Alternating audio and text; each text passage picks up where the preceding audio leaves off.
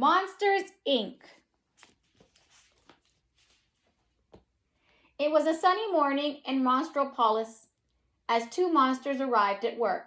One was a huge blue-spotted monster named James P. Sullivan, or Sully for short. He was with his best friend, Mike Swagowski. Mike was small and green and had one enormous eye. The two of them worked at Monsters, Inc. It was their job to capture the screams of children and use them as energy to power the city. They entered the human world through doors kept at the factory.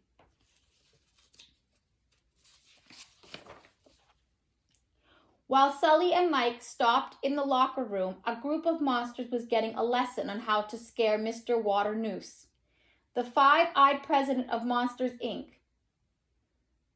reminded them of the most important rule. There's nothing more toxic or deadly than a human child. A single touch could kill you. Just as Sully and Mike were about to head to the scare floor, a chameleon-like monster named Randall appeared from out of nowhere. Mike screamed and fell backward. Randall snickered. What do you know? It scares little kids and little monsters.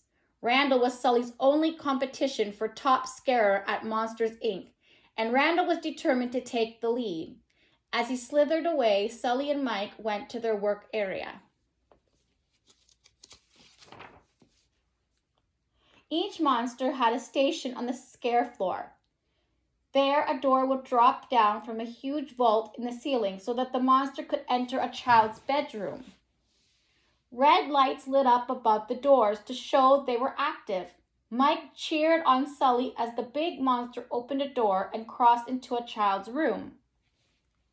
Suddenly, an alarm sounded.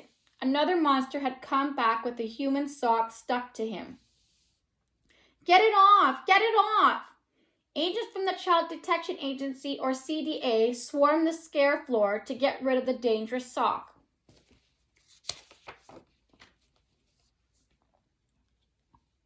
Despite the setback, Sully had been successful.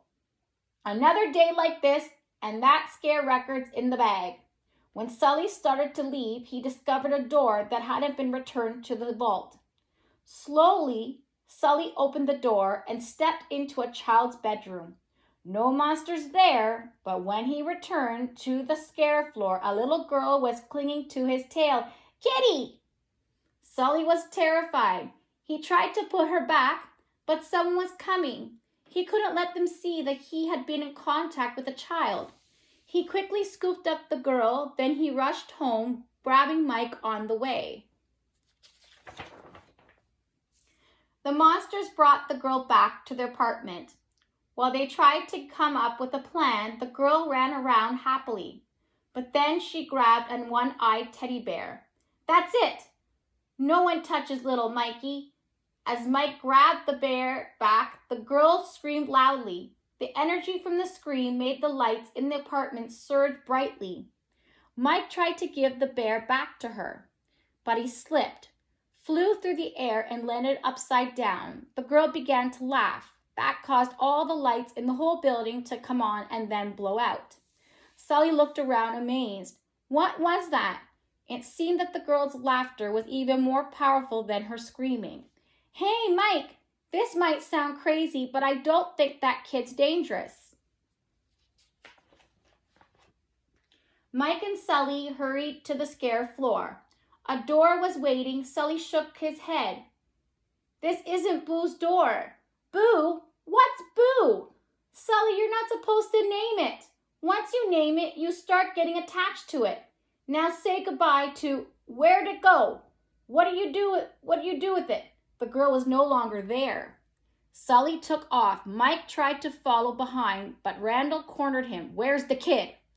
Mike crossed his arms. You're not pinning this on me. Randall told Mike that the scare floor was about to empty out for lunch. The girl's door would be there. You have until then to put the kid back.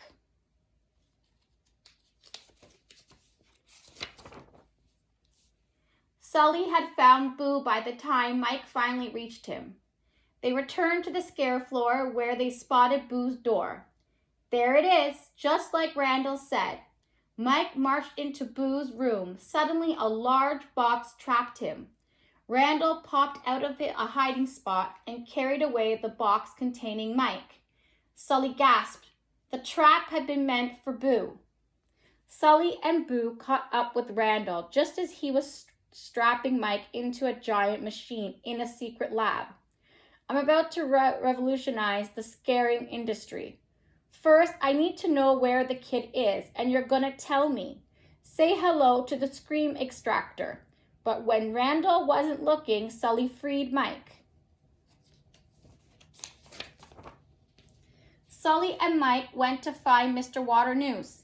He was in a training room with a class. James, perfect timing. Before Sully could protest, Mr. Waternoose made him enter a fake bedroom and show the students how a real roar sounded. Boo began to cry. Sully hadn't meant to scare her. Just then, the hood of Boo's costume slipped off her head. Mr. Waternoose gasped. The child! Still scared, Boo ran from Sully right into Mr. Waternoose's arms.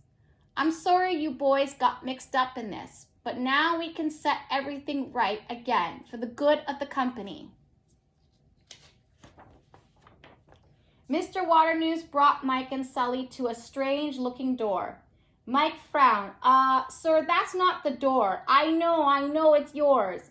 He shoved Mike and Sully through the door and slammed it shut behind them. The two friends landed on a snowy mountain. Mike looked at Sully angrily. Ever since that kid came in, you've ignored everything I've said. And now look where we are.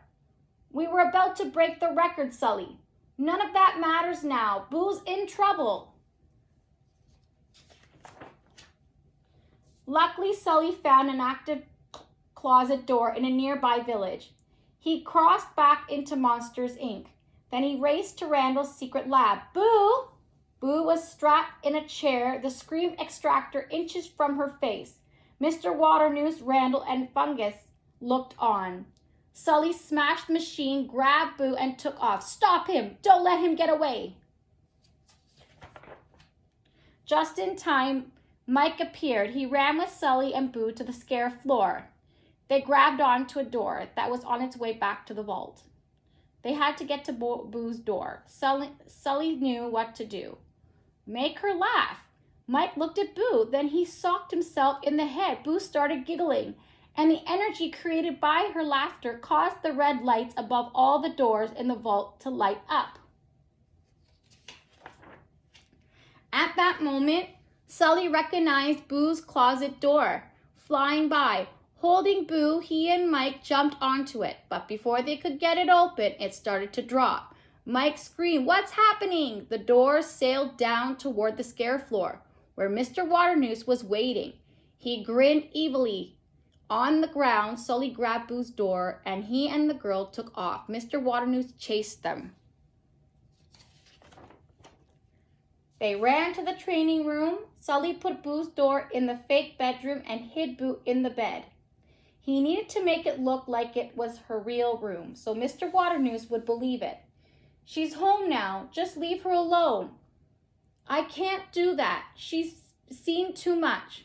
I'll kidnap 1,000 children before I let this company die. Suddenly the lights came on. Mike was manning the controls. Mr. Waternoose had been caught on tape. As Mike and Sully watched, CDA agents entered the room. They arrested Mr. Waternoose and led him away. Moments later, Sully opened Boo's real door. She was delighted to see her room again. Sully tucked Boo into bed and patted her on the head. Nothing's coming out of your closet to scare you anymore, right? Yeah. Goodbye, Boo. Kitty! Boo looked at him sadly and waved goodbye. Sully quietly stepped into her closet and closed the door behind him. When he was on the other side, the CDA shredded Boo's door to prevent future monsters from getting into her room. Thanks to Sully and Mike's discovery of the power of children's laughter, Monsters, Inc. soon switched their energy source from screams to giggles. Sully took over as president, and Mike was their top laugh collector. One day Mike presented Sully with Boo's door, all taped up. He had saved the pieces. From then on, Sully was able to check on Boo and make sure she was laughing too. The end. Do you love that story? And you see, now it teaches you that if you wake up, if you were in your new bedrooms, okay, and it's just you, Audrey and Atreyu or anybody else, even if you're by yourself, you don't have to scream. You just laugh. If you think there's going to be monsters in your bedroom, which there aren't, as long as you have Papa Jesus in your heart, you go to sleep with Papa Jesus in your heart, and there'll be no monsters. But if you do get scared, all you have to do is laugh, and the monsters will go away. Think of something funny and laugh, okay? And if mommy opens the door and says, why are you laughing and not sleeping? Or if Nai or Daddy, why are you laughing and not sleeping? Say, we are trying to keep the monsters out of our bedroom. Because we want to keep Papa Jesus in our hearts so we have sweet dreams. Love you, Mommy. Love you, Daddy. Love you, Nai. And I love you, my baby boys. Tita loves you so much. Mwah. Okay, I'm going to do another story, but maybe another night you'll listen to it, okay? So if you want to find out what the next book is, and I will have a lullaby, okay? So just wait, stay tuned for the next video, and then I will do another story the other night, okay? Okay? Love you.